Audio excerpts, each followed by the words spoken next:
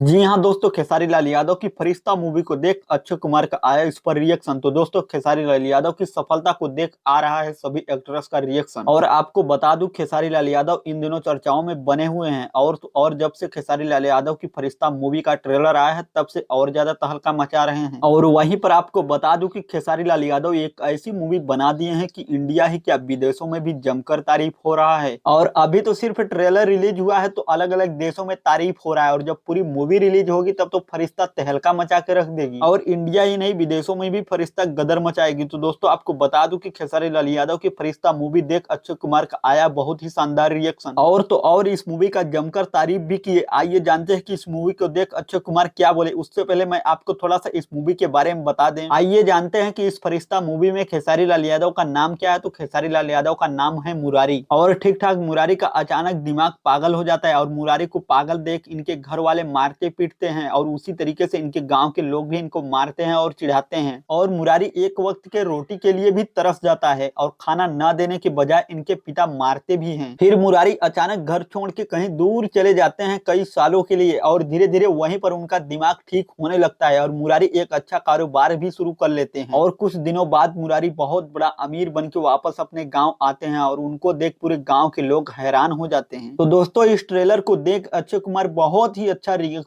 दिए। जी हाँ दोस्तों, अक्षय कुमार बोलते हुए कहे कि इस तरह का ट्रेलर मैंने पहली बार देखा, और मूवी बहुत ही अच्छा बनाया गया। इसी तरीके से खेसारी लाल यादव काम करते रहे तो भोजपुरी इंडस्ट्री बहुत ही हाई लेवल पर जा सकती है। और खेसारी लाल यादव को मैं दिल से शुक्रिया अदा कर रहा हूँ कि बहुत ही अच्छा मूवी बनाए और अपना बेस्ट से बेस्ट कैरेक्टर दिए। तो खैर दोस्तों, इस मूवी को लेकर आपकी क्या राय है, नीचे कमेंट बॉक्स में कमेंट करके जरूर हमें बताएं। और अगर आप अभी तक इस चैनल को सब्सक्राइब नहीं किए हैं तो प्लीज इस चैनल को सब्सक्राइब भी करते जाएं।